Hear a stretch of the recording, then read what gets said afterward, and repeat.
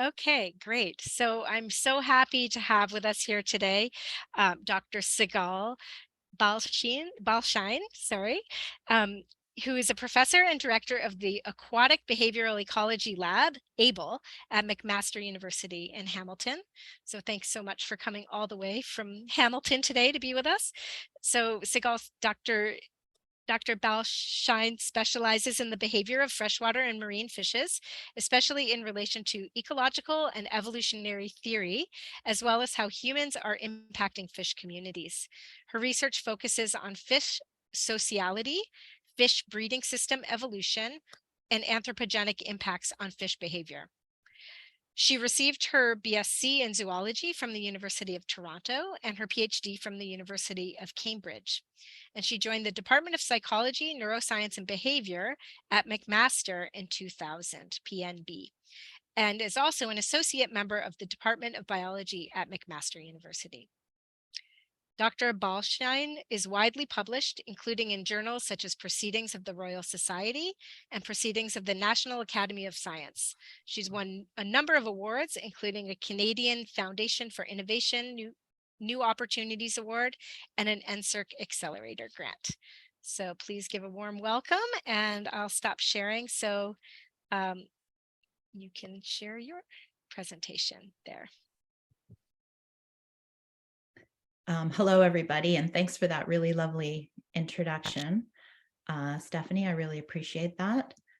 Can you just let me know if you can see my screen? Looks great. Okay, so yeah, I also want to thank Phil for inviting me and Rick for putting the connections together and getting me this invitation. So thanks again for having me.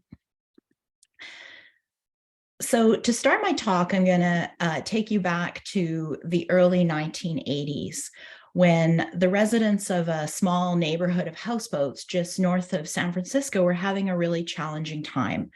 And what was going on is that they were being kept up at night by this low humming sound that they heard that started up only at night. And it sounded like this. And it really drove them crazy because they wanted to go to bed, but this would come on as they were brushing their teeth and putting on their pajamas.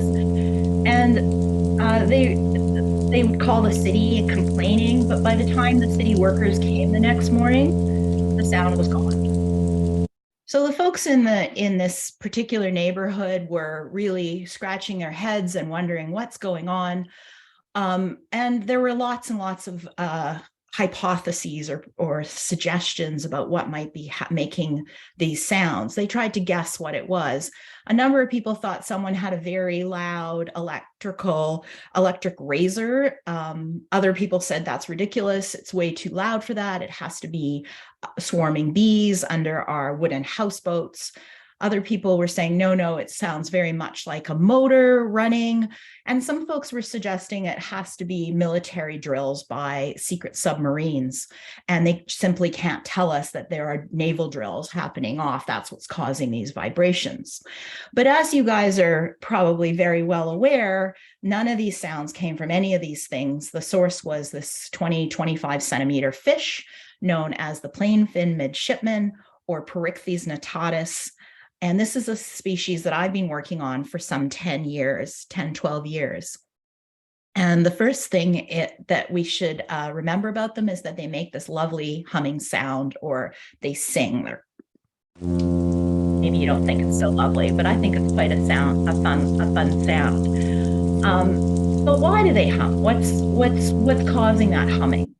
It turns out that it's males only that hum, and they hum to attract the females. So this sound is irresistible to females. Females locate males' nests through these sounds, and they'll choose a male who sounds great and lay their eggs with him.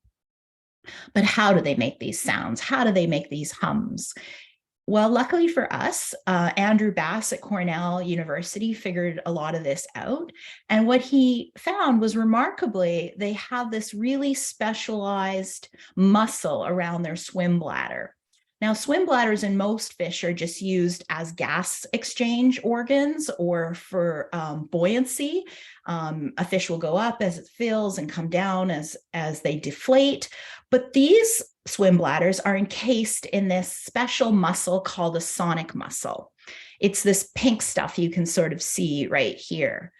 And this muscle can vibrate extremely quickly and generate this long duration sound that you hear that makes that humming sound.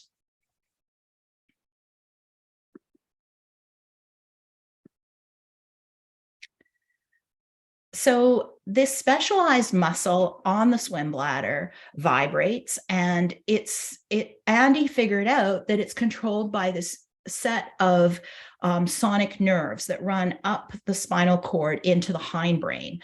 And right in the hindbrain, where the brain stem sort of meets the spinal cord, there are these two sausage-like clusters of cells that are known as sonic motor neurons, and they innervate the nerve that causes this muscle to vibrate really, really quickly. And just like it being a very, very tight drum, this vibration is caused by this fast-moving muscle.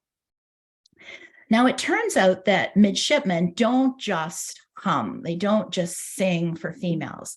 They actually have a set of other vocalizations as well. They make these amazing grunt trains. I'm going to play one for you now.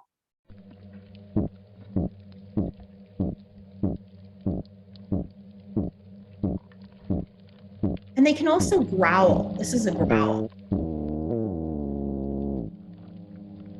And that growl and grunting sound, they're made when the fish are in an aggressive context. So they communicate with sound. And this is really very, very interesting. But I'm going to try to convince you that there are lots of other really interesting things about this fish beyond the fact that they vocalize. And I'm going to tell you a little bit about some of the research that my students and I have undertaken using this species to try to understand various phenomena. The talk's going to have the kind of following outline. I'm going to give you a few more fun midshipman facts before I'm going to tell you a little bit about the research that we've been doing on this crazy marine toadfish. I'm going to tell you some of the work that we've done to uncover how costly care is in this system and ways that this fish also avoids these costs of care. So for fun fact 3, I hope people are counting how many fun facts there are in this talk, but how did the midshipman get its name?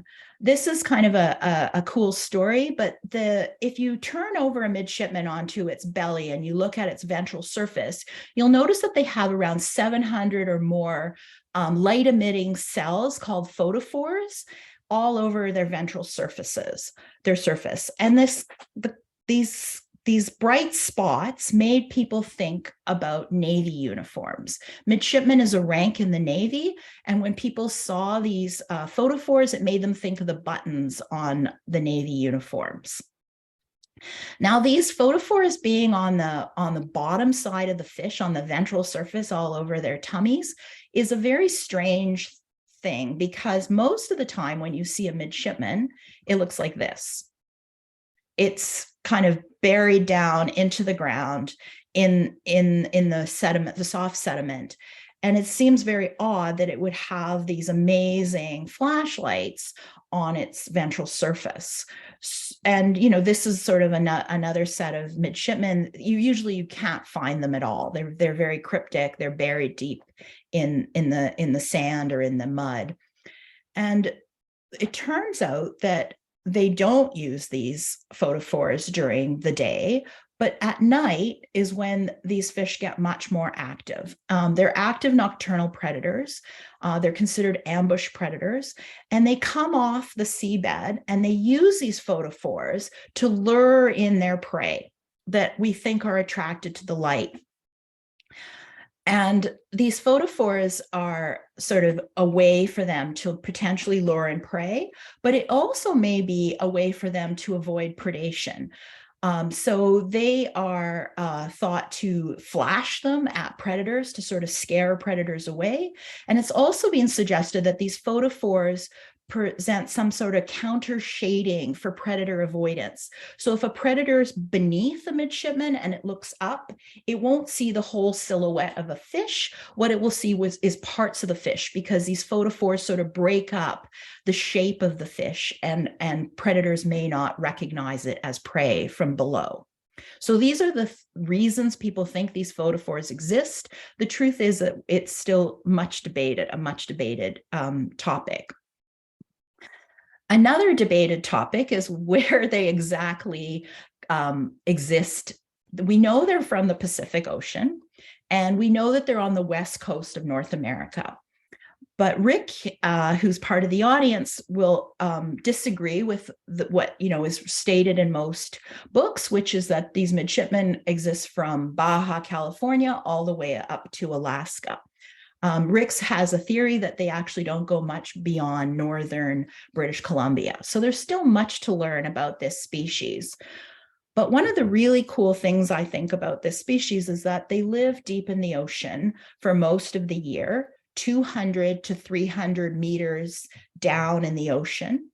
But then every summer, they undergo this really large vertical migration. They migrate from the deepest part of our oceans to their spawning grounds, which are in the intertidal, so the shallowest parts of our ocean. And this begins in April, and it begins with the males. The males arrive first, and they search for suitable areas to build their nests. So in this picture, you can see kind of like a typical midshipman beach. There's lots of rocks, and under these rocks, the males will build a nest. For this picture, I flipped over one of the rocks. It's circled in red, and the male will sit under this rock and defend this area. And we find these fish incredibly fun and amenable to study because their nests are so clustered. So almost every rock in this picture may have a midshipman underneath it at the peak of the breeding season. And so it makes it quite efficient to study many, many animals at a particular study site. The males, when they come in April, fight with one another intensely, and they're fighting over access to the best rocks. They duke it out to try to get a nest for themselves, and they'll engage in mouth fights. They'll rip each other to shreds. You'll see a lot of bite marks and torn fins and ripped up mouths early in this beginning of the breeding season. And I have kind of a bad video that will just show you a quick version of a mouth fight in action. I apologize for how bad the video is. We weren't sort of expecting to get fish, and no one stabilized it or anything. But I hope you can see in all that sediment, two fish that were fighting with one another. Males will eventually claim a rock for themselves, keep others away, and they'll actively create a burrow underneath the rock. And they do that by digging out a space under the rock for their nest, and they'll protect this area for up to 4 months. So what you can see here is a male with a bunch of shells in its mouth. And in the next slide, you'll see a video of a male excavating one of these nests.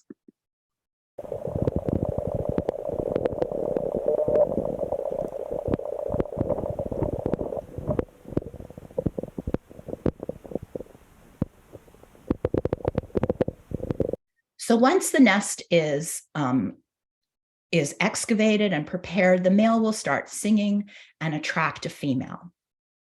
And what we know is that these males can sing for hours, and bigger males tend to be able to sing louder and for longer.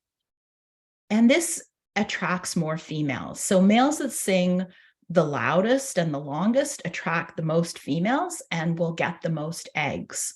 What you can see in this slide are two concrete tiles. We often use concrete tiles in our studies because it's a great way to standardize the nest size in an experimental study on the beach or in the lab.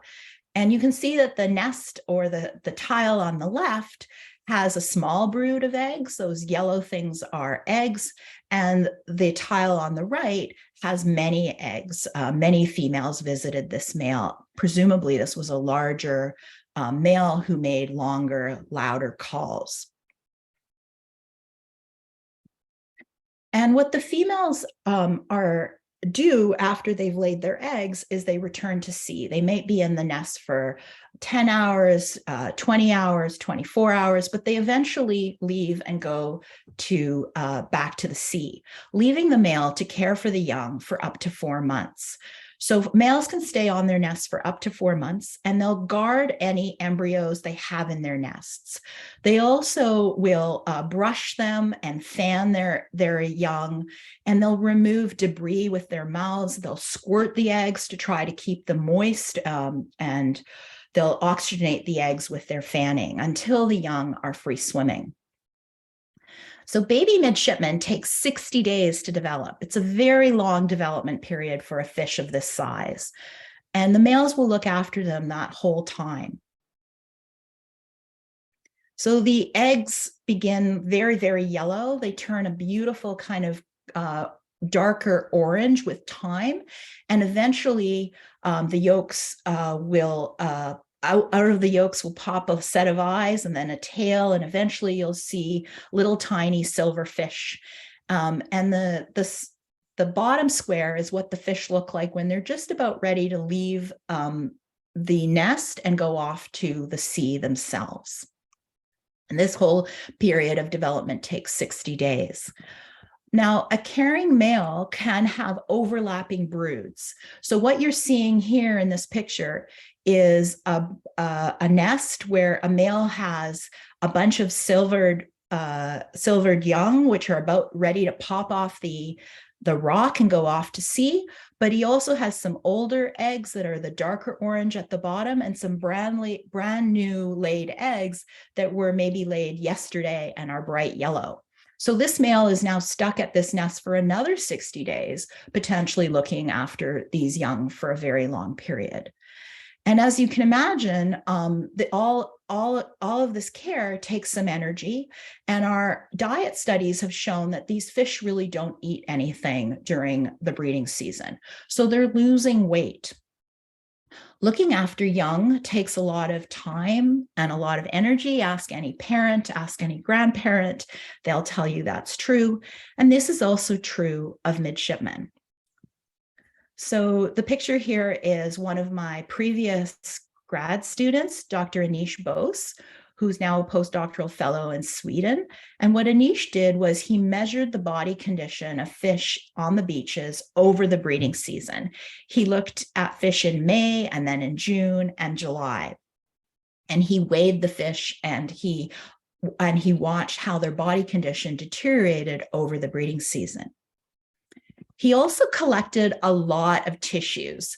He collected some blood and liver and muscle, and found that a lot of the kind of storage, the energy stores, diminish over the season. What you can see in this graph is the total glycogen in the liver for fish, for males in May, June, and July.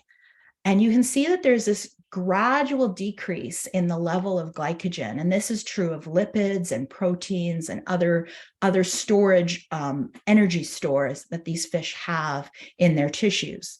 We also kept some fish starved for several months at the Pacific Biological Station. And these fish that were starved for 3 months were very similar in their body condition and in their tissue energy stores to the fish that had remained on the beach through this 3 months of the breeding season. So there's this great depletion of energy stores for caring fish. And you might think that's bad enough. They're starving while they care for these babies. But these animals are also caring in one of the most extreme environments we have on the planet, the intertidal zone. It's a very dynamic area where tides come in and come out, and there's often periods where there's very little water in the nest. In this picture here, you can see some rocks that have been marked with a yellow tent peg. And these are all nests, and you can see that there's hardly any water. If you turn over one of these rocks, you'll see that the midshipmen are in a tiny pool of water, and sometimes this dries up altogether. So they can be out of water for 2 hours, 4 hours, up to 8 hours. So these are challenging conditions. Here in this slide here, you can see a big guarding male and some other fish as well in the nest. Now, males care in these very fluctuating, challenging environments regularly. And that's not the only problem they have. They also are very vulnerable at this time to predation. So our studies have shown that they are eaten in great numbers by herons and by bald eagles, by gulls, and by crows. And the crows have one of the most interesting of feeding strategies. They'll flip the fish over, they'll pierce the belly, and they'll suck out the insides. So these 4 predators are the main predators of carrying dads on the beach. And we are currently involved in a set of studies to look to see how nutrients get transferred from the sea to land through this predation. So parental care is really costly. It takes the males lots of time, lots of energy, and many of them don't make it. There's a survival cost associated with being a good dad. So it's hard to be a dad. It's hard to provide care. It's very costly. But some male midshipmen avoid caring altogether.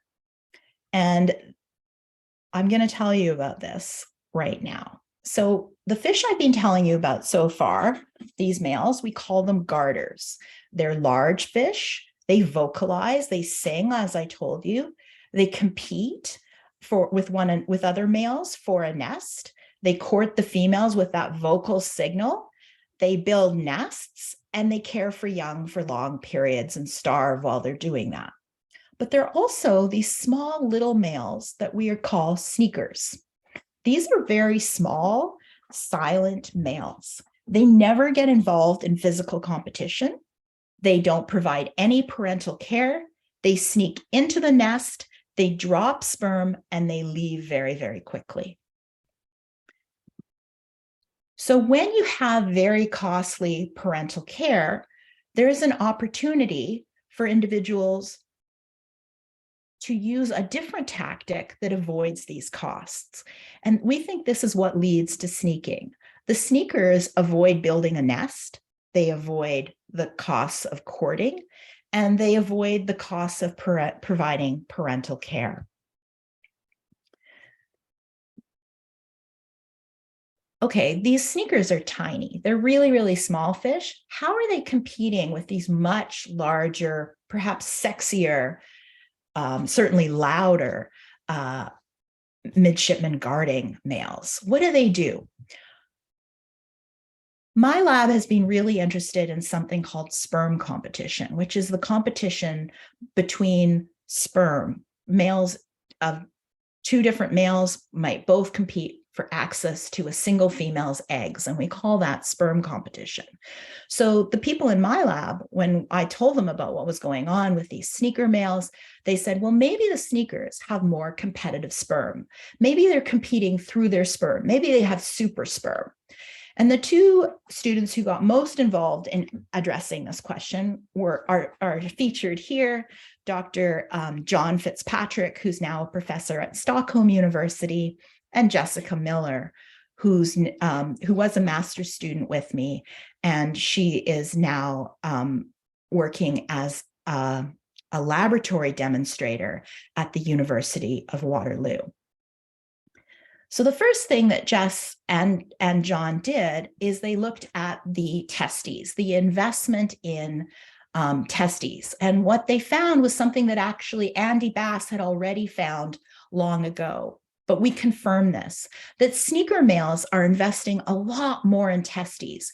If you consider their body size, the sneaker males are investing about 8 times more of their body into making testes compared to the garter males, which are much bigger. So what this means is that sneakers probably have more sperm, but do they? No one knew that. So we decided to look. This is a picture of Jess collecting an ejaculate or milt from the midshipman, which we bring into the lab, and we test with a sperm tracker, which is a very special machine that can look at how sperm move and how competitive they are. And so we compared the ejaculates of these 2 different kinds of males, the sneaker males and the garter males. Whoops. The first thing Jess found was that sneaker males have much denser ejaculates. They have more sperm per mil of ejaculate fluid. So their ejaculates are just chock-a-block full of sperm, while there are many fewer sperm in the garters. We also looked at the morphology of the sperm, the actual shape of the sperm and the different parts of the sperm. A sperm cell has a head where all the DNA lies, and then they have a mid-piece section, which is where all the fuel sits, the ATP and the mitochondria, and then they have a tail, which is actually the thing that moves them, propels them forward. And what we found was really surprising to us. First of all, the garters had bigger heads than the sneakers. The sneakers had small heads, the garters had bigger sperm heads. In terms of the mid-piece where the fuel lies, this mid-piece section was much bigger in sneakers than in garters, but both sneakers and garters had sperm that had exactly the same length of tail, and weirdly, their tails were doubled. It was sort of double trouble. We found that this species had 2-tailed sperm, and we don't know what this means or why they need 2 tails. Most sperm don't have 2 tails and do just fine, but this is a species with 2-tailed sperm. We still don't know why, and it is a bit of a mystery.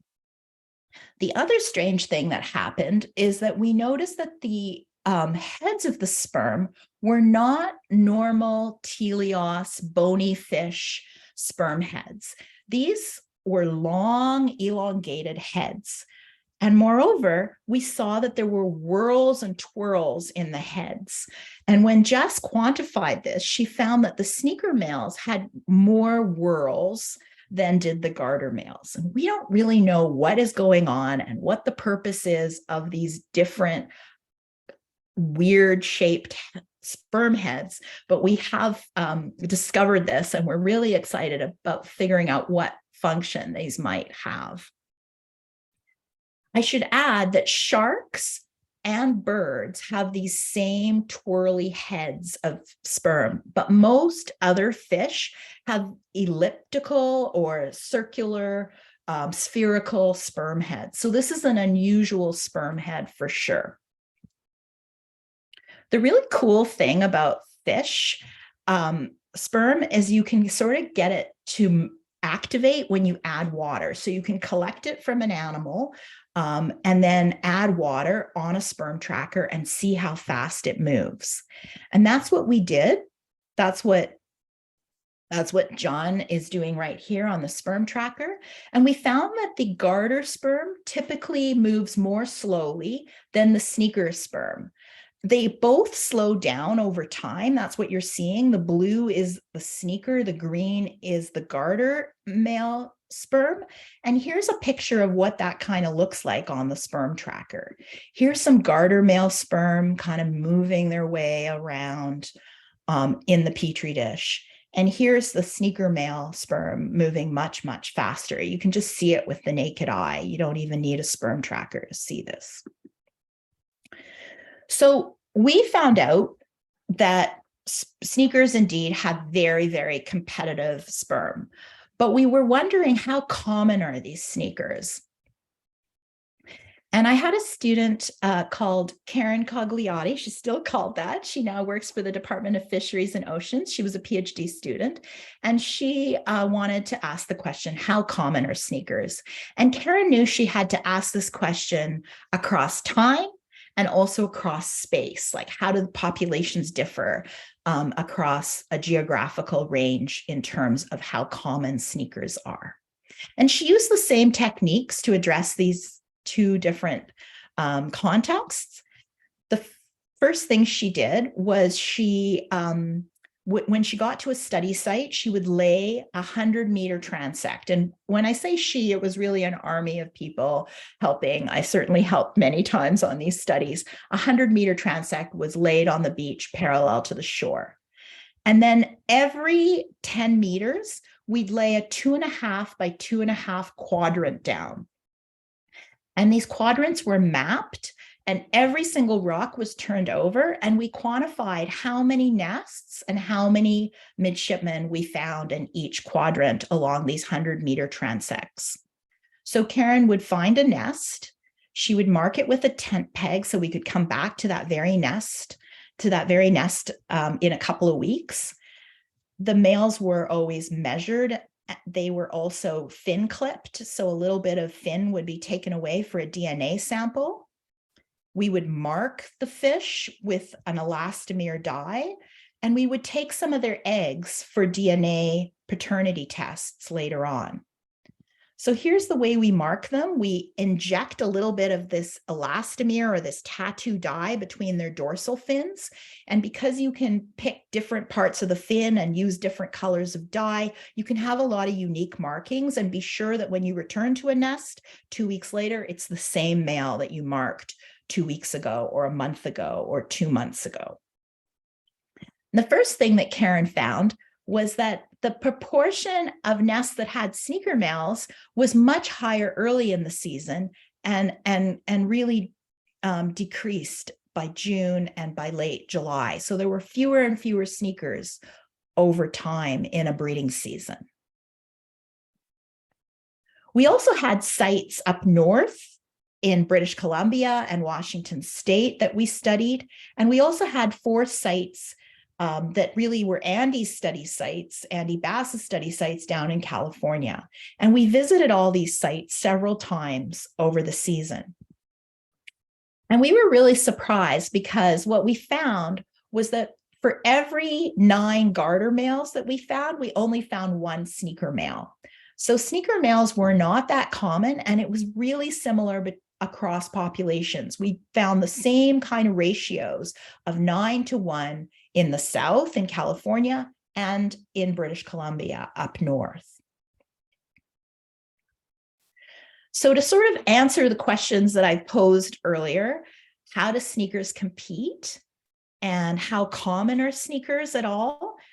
They're more common early in the breeding season, but sneaker males overall are quite rare, 1 sneaker for every 9 garters, at least at the times that we're sampling at these low tide events during the year. So the next question we wanted to ask in my lab is sneaking actually a successful strategy? Does it make sense to be a sneaker? Would you want to be a sneaker? And to answer this question, it was Karen who looked at this. When I say we, I mean she.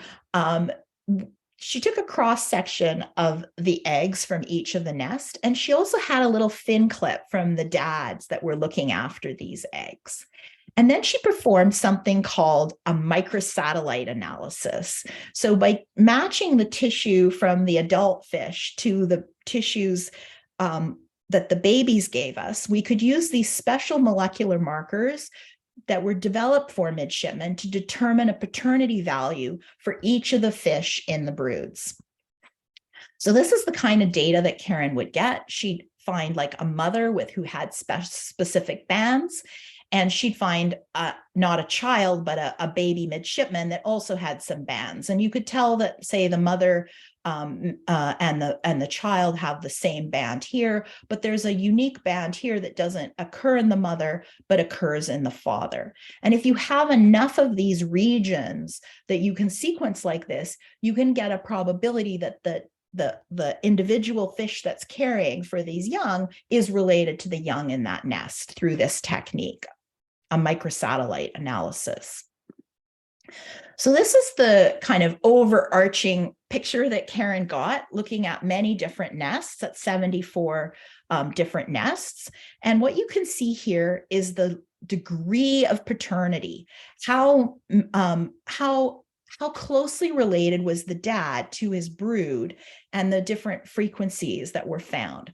And what you can see here is a really wide range. So there were some nests where the dads were completely unrelated, pretty much at zero, with all the young in their nests.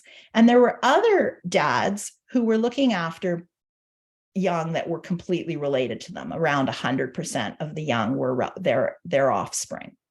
So a really wide range, but on average, there was quite low paternity for garter males. They were only related on average to 52% of the young in their nests.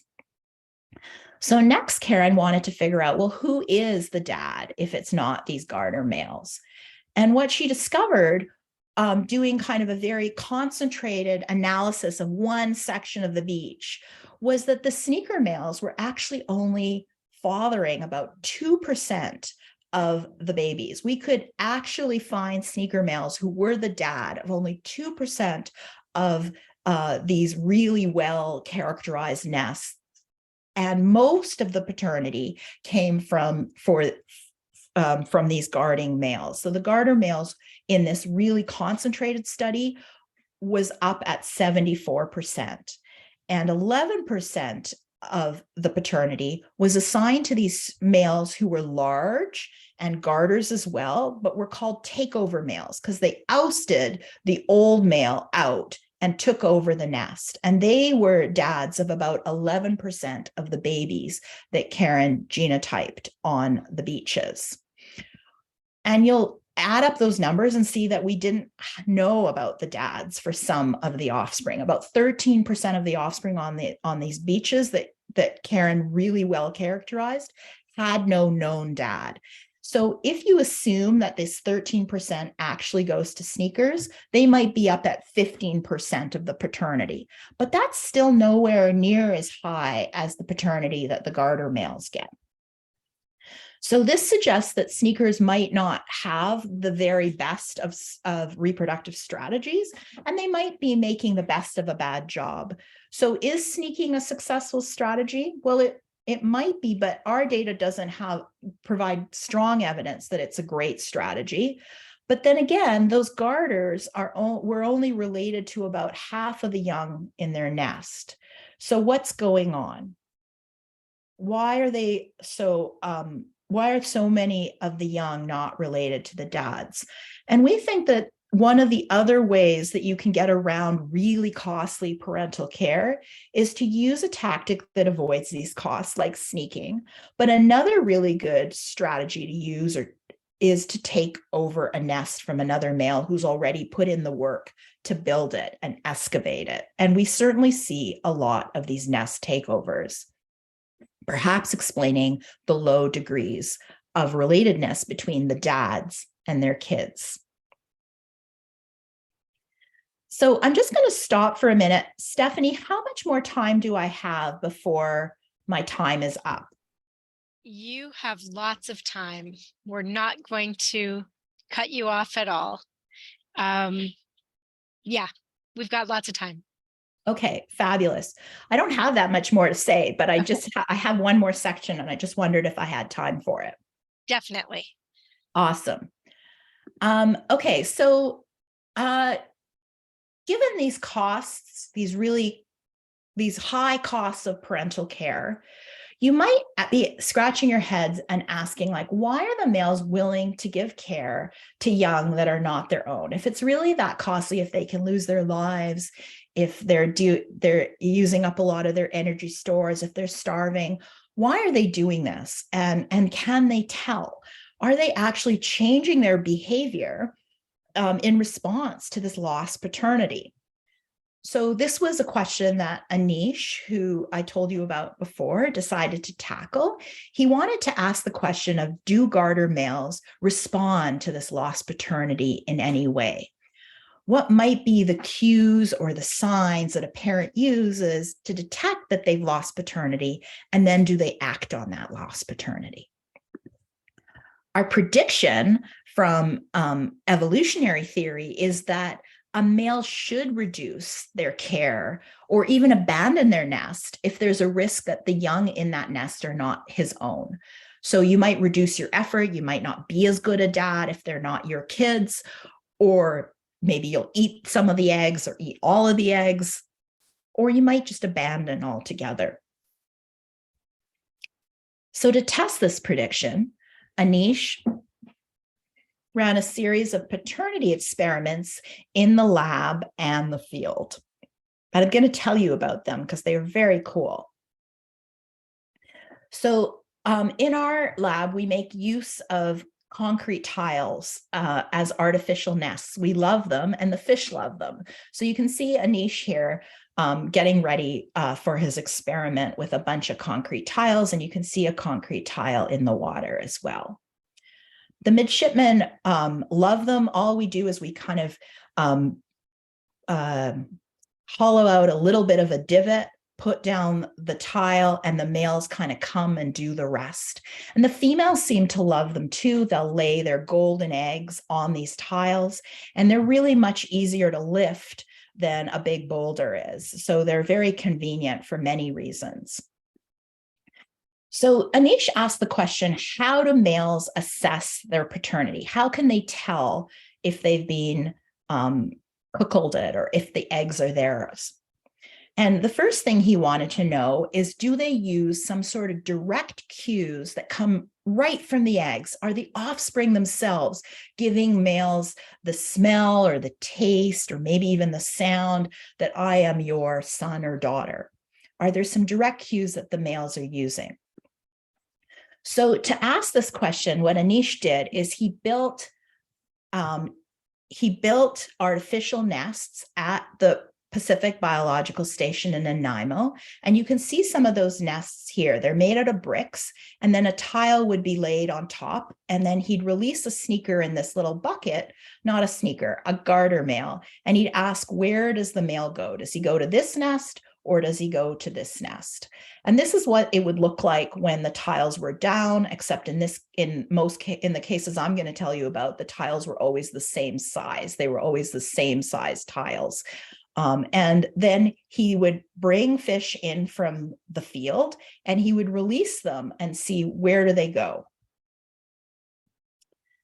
In the first experiment he ran, he offered them two nests. In one nest, they had a foreign brood that wasn't theirs, or an empty tile. So they could go to a nest that had no eggs, or a nest that had eggs but not their eggs. And in the second experiment, he gave the choosing male two nests, one with their own brood that had come in from the field versus a foreign brood, which matched in size to their own brood, but wasn't their own. And what did the males choose? So in the first experiment, when the choice was for going to a nest that had eggs versus an empty nest, they strongly preferred to go to nests that had eggs. They seemed to be able to detect the nest. They sampled both.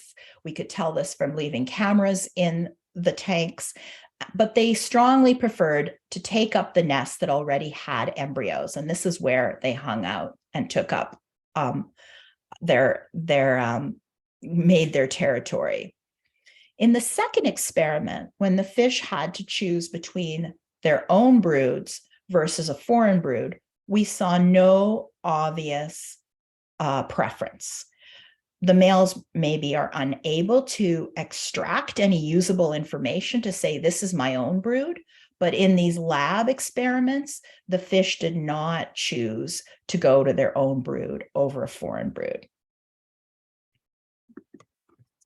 So Anish was a little deflated, but he thought, okay, I know that there's a lot of species around that don't use direct cues that emanate from the offspring, but they use indirect cues. They use things like, has my partner been around me a long time? Or did I see a bunch of sneakers around or other males? Or did I stay on the territory while my female was fertile?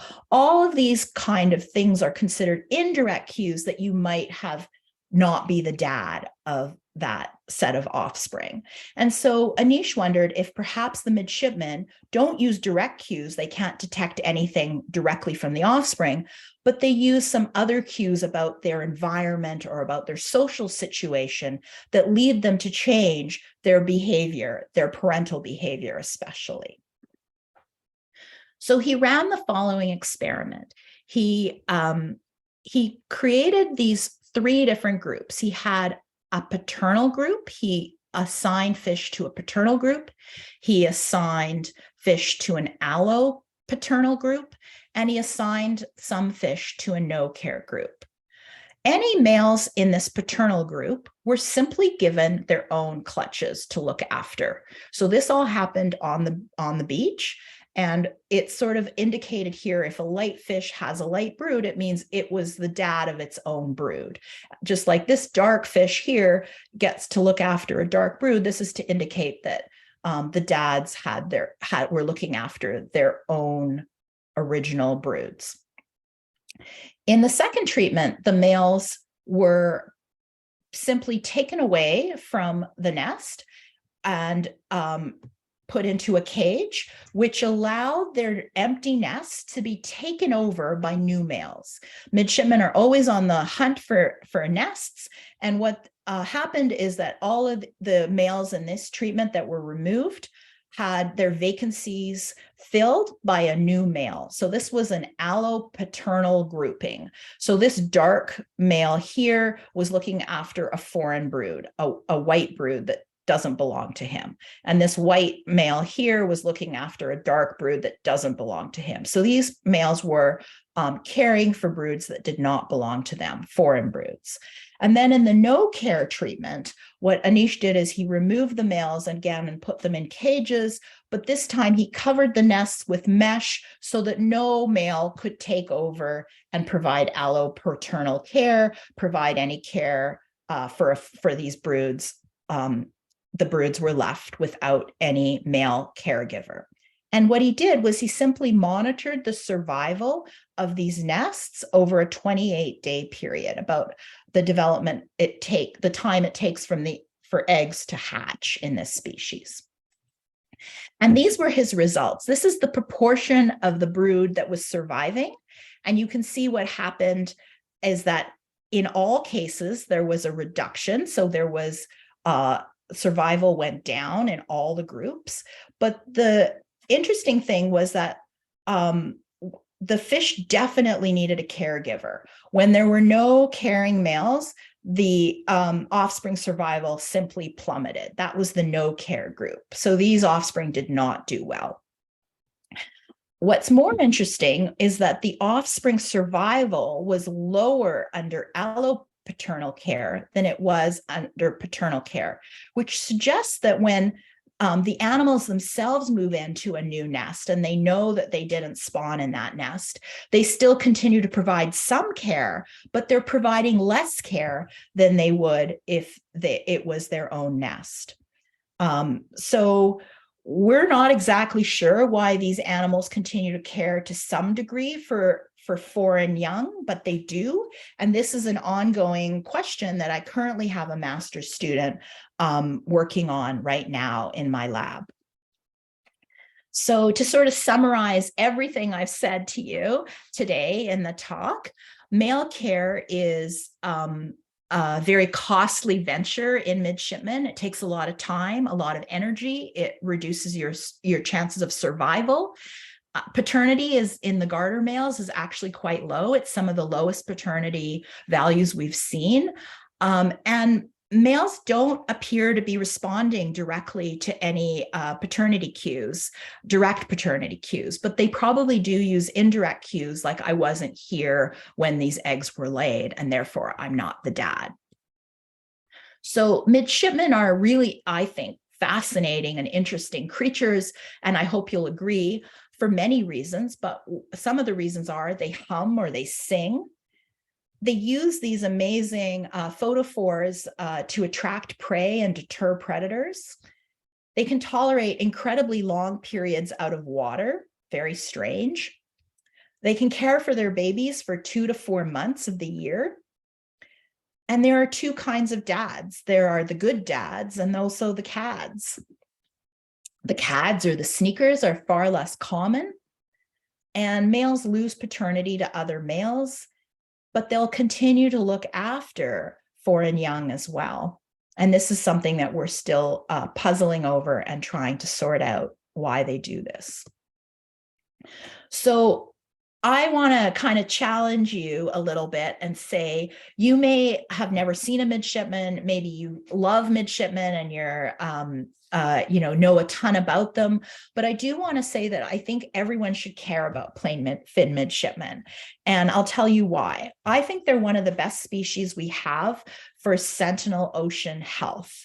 They live very, very deep in the ocean for much of the year, 200, 300, 400 meters down. And then they come to the shallowest part of the ocean, and we can see what those conditions were like deep in the ocean by monitoring them very easily in the intertidal zone. So they're sort of like a canary in the coal mine. They're a really important component of the marine food web. Lots of things eat them, things like sharks, all kinds of bird species, seals, but they eat squid and krill. So they can give us a really good indication of what's going on with these prey items. But we can also learn about how nutrients and even contaminants are moving from the marine environment to the terrestrial environment through these midshipman fish. And these are some of the studies that we're now conducting in my lab. They're unbelievable intertidal modifiers. So they are the little engineers of the beach, and they're often associated with high biodiversity. And we think this is because they create space for lots of succession to occur. So a lot of sessile organisms need space. And basically these midshipmen, by cleaning the rocks out for their nests, leave space for many other organisms to take hold after they've left. There are many commercially important fish species that have similar reproductive tactics to the plain fin midshipman, but we don't know that much about how these alternative reproductive tactics influence population dynamics. And this is another big push that's going on in my lab. We're very interested in this question.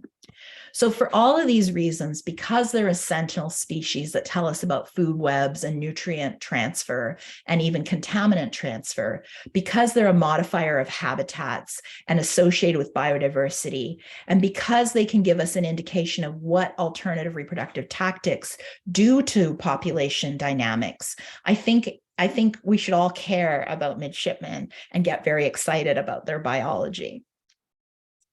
So sometimes people ask me, like, what can I do?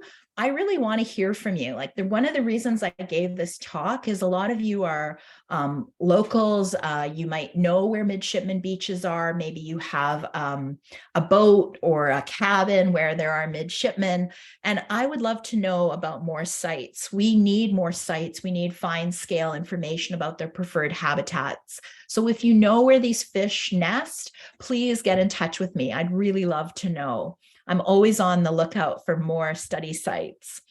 I think it's really important that we all really understand how to take a biodiversity inventory.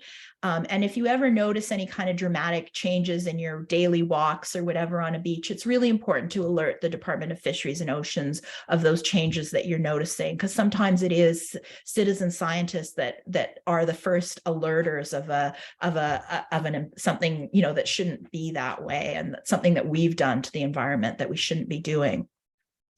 And I want to say that Canada has the longest coastlines in the world. I know you guys all know that, but we need to do more. We need to really support political efforts to protect our coastlines and advocate for more aquatic reserves and marine parks and protected areas so that these animals can continue undisturbed by our activities.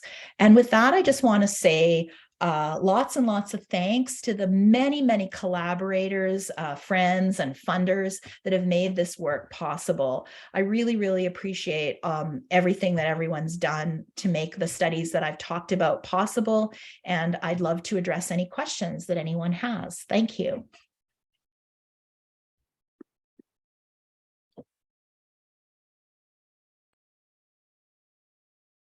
Thanks so much, Sigal. That was amazing. Looks like we've got a question from Larry. If you could unmute and fire away. Well, thank you for a very interesting talk. I was wondering if you've done any studies on female preference and whether they prefer nests that have eggs in them, perhaps because that's an indicator that that male is favored by other females. And if that would explain why they're willing to care for at least some of the eggs that don't belong to them. Yeah, so Larry, I thought exactly the same thing. I have a student right now, Ainsley Harrison Wise, who's working on this question. And last summer, we did our first experiments in the lab. Okay, so I want to preface this by lab experiments are so far showing that females do not go to nests where there are other females, and they do not go to nests where there are eggs versus empty nests. So far, the experiments that we've done in the lab show no female mate choice copying that would explain why males take over a nest and keep some of the eggs. But I thought exactly what you did. I thought they must be preferring to go to nests where other females have already laid their eggs. That's why males continue to care for foreign young. That's how they're going to attract in females. So far, no evidence. Not saying it's a done deal, because we still want to do some field work to address this question. And we have some historical data that we're looking at where we've done some experiments on the beach, but we haven't analyzed it yet. Thank you. And we have another question from Christine. Hi. I'm just wondering, with the males who are coming in and pushing, I guess, first contributors off the nests, is there a seasonality to that? Do you notice a change in how often that happens as you go through the breeding season? Yeah, so takeovers are way more common in May, and it settles down sort of mid-June. It stops almost. You see very few takeovers in the latter part of June or in July, certainly never in August, but they're really common early on. It's like that's when the intensity of the competition occurs. So rather than being something that might be a third reproductive strategy, do you think it's about just sites and the amount of availability of nesting spaces? Yeah, so that's a great question. So it turns out that the beach, all nests are not created equal, as you can imagine. And we think that there's sort of like a Goldilocks zone or a sweet zone low down in the intertidal. So up high, it gets too hot and dry, and down low, it's too cold. But their eggs are huge. They're bigger than salmon, and they're only like this big. So like they're massive eggs, and they take forever. And we think they need the warmth of the intertidal to actually hatch. And when we do experiments in the lab and we keep them at sea temperatures, like seawater temperatures, 13 degrees, it takes them 140 days to hatch. And if we do the air immersion and mimic what they would get on the intertidal, it takes between 40 and 60. So we know that they need the warmth and they need the air to warm up the rocks and things like that. But your question is, do they fight most for the best spots? Yes. The smallest males get pushed to the top of the beach, And we're now just realizing that there's this other group of males that never leave the subtitle. So there are some males that are in the subtitle, and we're trying to figure out what they're about. There are not many of them, but they are there. So there's lots of questions still to address, but we have been doing a lot of really, I think, interesting work where we put in temperature probes and oxygen probes and look at like what are females and males preferring about particular sites. So all I can tell you is right now, it seems like there's a sweet spot low down in the intertidal. Thank you.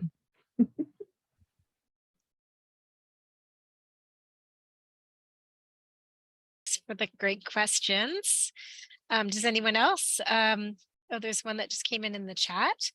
Seemed to me that there was usually a large and a small fish in most or all of the nests photographed. Were the smaller ones the sneakers? Yes, I should have pointed that out. So sneakers are very small. They're like anywhere from 8 to 12 centimeters. And most of the garters are sort of at, I don't know, 16 centimeters to 30 centimeters. Like they're much, much bigger animals. And females are somewhere in the middle of all of that. Is it difficult to tell the difference between a sneaker and a female? Yeah, because the sneaks are very good. They almost look a little bit like a female mimic.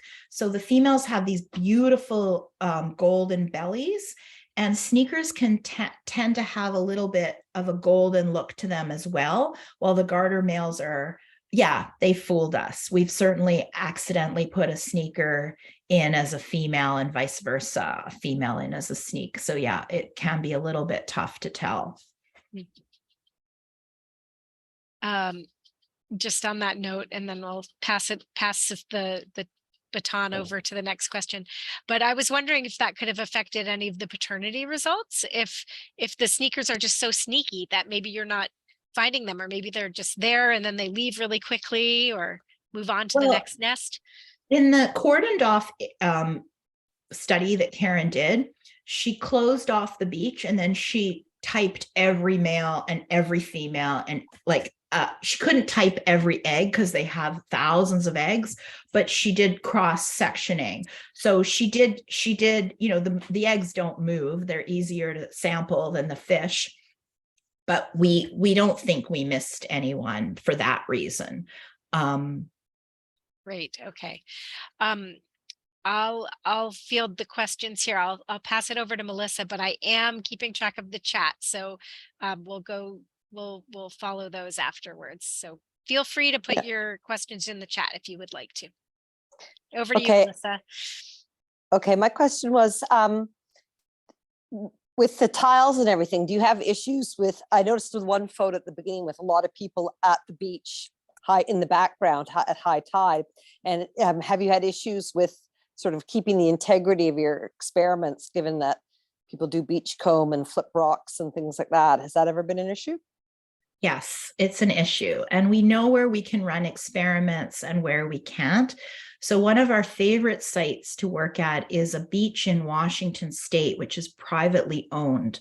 And unlike Canada, in the US, you can actually own coastline.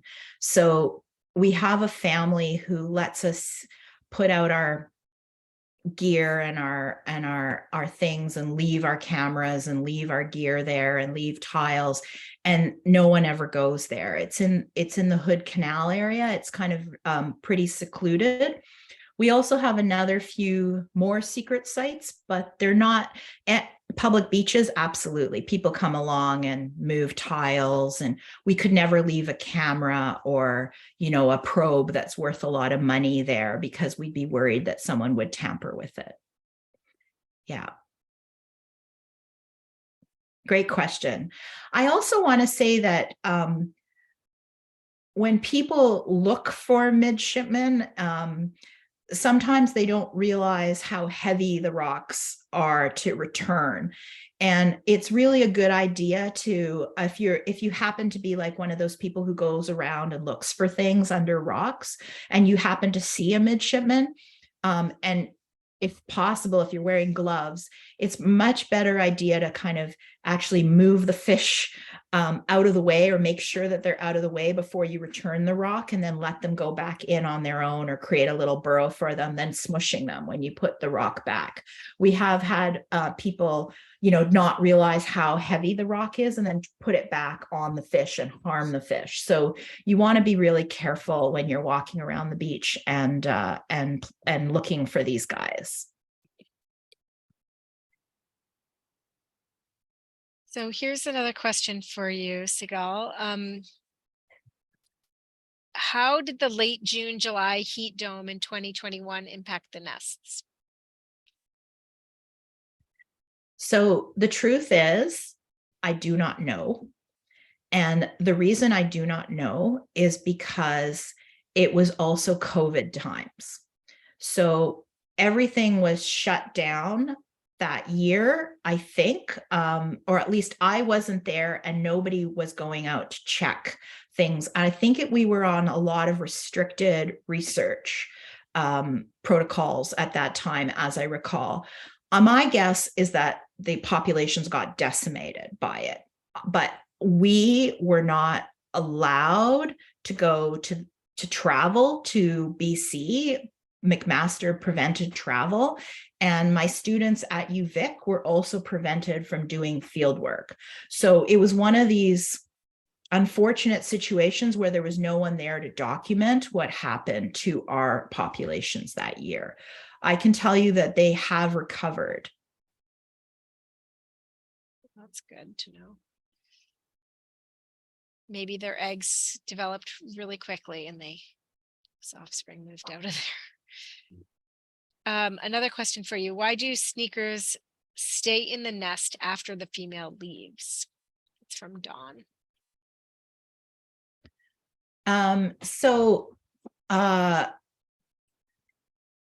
A sneaker may have a really great gig if he happens to have a spot where he's undetected by a garter male. He's maybe on the edge, has found a little hidey hole and a crevice near the edge of the nest. And that male may be a great singer, and he may attract more females. So the sneaker could end up deciding to stay and not move on to another nest, even though the female has left, in the hopes that he's going to attract another one. So they'll often get like one set of eggs and then another set the next night, or two females can come to the same nest in the same night as well. And did that answer your question, Dawn? Any follow-up with that? I should ask the question takers if they have any. Well, I guess I could follow up just by clarifying, because it seemed like in that one study you were looking at the abundance of sneakers by kind of the ratio, the proportion of nests that had them, which sort of implied that you were getting a good measure by how long they stayed. But in so many other sneaker situations, they just stay to fertilize the eggs and then leave. So that was what I was getting. So if they may sort of adopt a nest or in some way find a way that they can't be excluded, I can see that they might just keep staying on if it's a good thing. Yeah, I mean, like the parental males, like the females, it's really dangerous to move in this intertidal area when the water's out, because birds just pick you off. So you really don't want to move. You want to wait for the tide to come back. But they are also Andy has some really great video of a garter detecting a sneaker entering its nest, and the garter takes the sneaker by the mouth and sort of just whips him back and forth and then flings him out of his nest. So they're quite aggressive with the sneakers. They don't like them. And the sneakers want to stay well away from the garters. They really will not do very well in a competitive interaction with such a much bigger fish. So the pictures that you typically showed, which would show a garter and a sneaker kind of almost side by side in a pool of water there. That's probably not what it's really like when it's under when the rock is in the right place. That's right. Yeah. And the females, they'll stay there through a low tide cycle as well. It takes They them don't about 20 hours on average to lay their eggs. I So see. they get stuck there. That's what we think. Right. Okay, thank you very much. Very nice talk. Thank you, Dawn. Okay, we have another question here from Pierre and Nancy Lambert. What happens to the nest when the guardian is the victim of predation? The eggs will die unless another male comes in and takes over fast quite quickly. So the eggs don't survive without the help of a garter who's fanning them, making sure they stay wet, make sure they stay clean. They actually will move water through their nostrils and spray the eggs with water. It's quite impressive. I wish I had a picture ready to show you guys. It's quite fun. Like a little waterfall. Amazing. They also arch their backs and stick their nostrils against each egg and sort of sniff them very regularly. And we have put GoPros in the many nests, and we watch parental care happening. And I haven't talked about any of those results, but interestingly, we're finding that there's actually more parental behavior higher up on the beach than there is lower down on the beach. And if you can recall, it's the smaller males who are in the harshest environments who are up at the top. And it may be that parental care is a way for them to kind of enhance survival under really tough conditions. Interesting. So from Christine Olson, the myth in Vancouver is that northern midshipmen don't glow as brightly due to dietary differences. Do you know if this is true? I think it is true. From what I can tell, it's true. I don't think it's a myth. I think it's true. And I think it depends on their prey. However, I have met some people who are divers who swear that they've been flashed by midshipmen who they spooked. So I don't know, in BC. So I don't know. I have never been flashed by a midshipman, and I've touched a lot of them.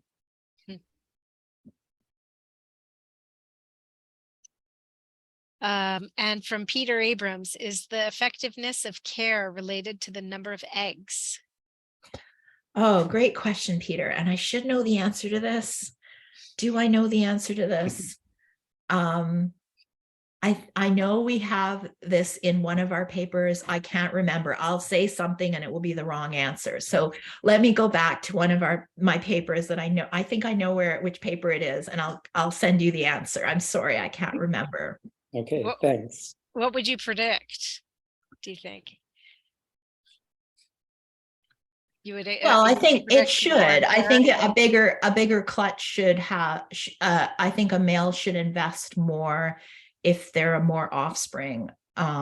So my guess is that they'll abandon smaller clutches, they'll care less for smaller clutches and things like that for that fish's size. Yeah, I think you have to control for body size as well, because it probably affects the costs of care and a whole bunch of things. But I'm pretty sure I know where that result is. I just can't remember which way it goes. I'm really sorry. Sounds like you would also have to control for how far up it is in the intertidal. Yeah. And when we first started this work, we didn't control for all of that. We weren't as aware of how different the nests were along the gradient. And that became more important with time as we realized how long they actually had to deal with immersion and potential hypoxia and very small pools of water under a rock. And it's become a bigger interest in the lab than in the early days when we first started with them. But I'm pretty sure I have an answer Whether it's the best answer and the most controlled answer, I do not know. Stephanie, I think that's a very good insight. Maybe we have to redo the whole study. Oh no, I didn't mean that. Yeah. I have a student at UVic, Kenzie Wood, who you actually used one of her pictures to introduce me. And she's shown that boat noise and various kinds of interference can actually reduce the amount of parental care that the midshipmen will show as well, which is, I think, super interesting. Wow.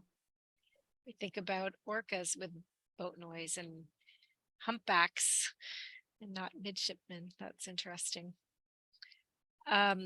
Okay, I see we've got lots of new messages here, more questions. So I found one of these fish last summer in a pool above the high water line at a creek where I grew up on the west coast of Vancouver Island. Do you know if they nest in fresh water? No, they don't. That's really weird. They are on the west coast of the island, but not in huge numbers. They like sheltered beaches, and the west coast of the island is more rough. So you kind of, they have to have a rocky beach, but they can't have one where there's like massive crashing waves all the time, because they need to make sound to attract the females. So they're really common around the Gulf Islands. They're really common on the east side of the island. They're less common on the west coast. But I'd really like to know about that. I wonder if someone transported them there and left them there to die, or if it's natural. That's really cool. Who is that? I want to write down their name. Well, Fiona. Fiona, are you there? You can unmute and tell a little more about the situation. Yeah, hi. Hi. Yeah, I grew up in what's now Pacific Rim National Park. So this was in a bay about 3 kilometers south of where Nitnat Lake empties out. So it's open Pacific and it's crashing surf. The bay at Klaus is a bit sheltered, but the end of the beach where the creek comes out is where the waves are not sheltered. And I'd never seen one of these fish before, even though I grew up there and we were homeschooled and lived there full time. So I was quite surprised, and I didn't even know what it was until the start of your talk tonight. So Grappler's Inlet, it's not too far from Banfield Marine Station. Do you know it? I do, and Grappler is quite interesting because it's very muddy and it does have rocks, and it's a very sheltered bay just off Banfield Inlet. Klaus is open Pacific. So it's quite a different environment, and there's not muddy substrate. So after searching and searching and searching all of Grappler Bay, 9 fish were found. In contrast to the thousands we get on some of the sites, the best sites that we have, like you can really find hundreds in the right place. So that's very interesting to me. I don't know what happened. That fish might have been mistakenly kind of swept up into a current or something. I have no idea what it was doing there. That's not usually the normal midshipman habitat. Nine fish is sort of the biggest population we've ever seen on the West Coast. Okay, and it was last summer when it was very hot and very dry. It wasn't during the heat dome, it was just afterwards. And the creek, for the first time I can remember, and we've had the house there since 1970, the creek was almost completely dried up. And this was a pool up the top of the beach. And it was just sort of a muddy little, not even a pool. I was running back and forth rescuing little baby trout that I was finding. And I was very surprised to find this large brown fish with the sort of characteristic flat head. And I'm absolutely sure that is what, that it was a midshipman. I'd never seen them before. Weird. Yeah. Thank anyway. you. Yeah. Sounds like a new potential study system there. If there's more creek midfishmen elsewhere. I'll write down the name of the bay, and then you'll be able to look it up. Thank you. And I'll put my email if you want. I could take photos or something. Thank you. Lots of accolades in the chat about what a great talk it was. So take a look there. People now going to be looking for midshipmen as they're cruising around. Any other questions for Sigal? I hope that everybody was able to hear the, I did receive a question from somebody directly that they were having, weren't able to hear the vocalizations at the beginning, but I could hear it very loud, so it might have been a speaker issue. But just a reminder that we do record this and other presentations. You can find it on our YouTube channel if you're looking for some past talks to take a look and share with others who weren't able to be here. So we'll get that up there in the next little while.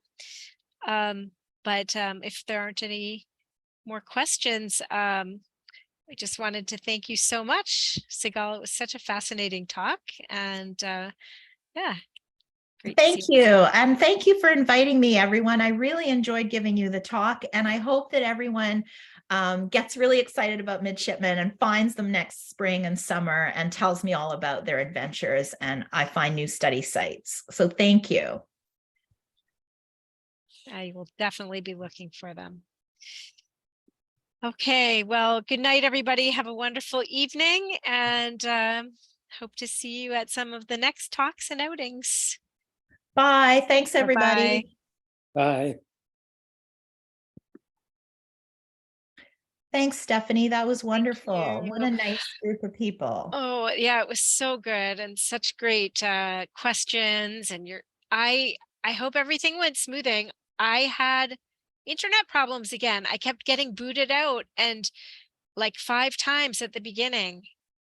But I did not notice. It was frozen for me, and I was like, oh no, I hope it's not yours. And then I realized it was mine. And then I was worried when I got booted out that it would have ended your talk or something. But every time I came in, I could see, oh no, it's still going on. So yeah, I hope it wasn't too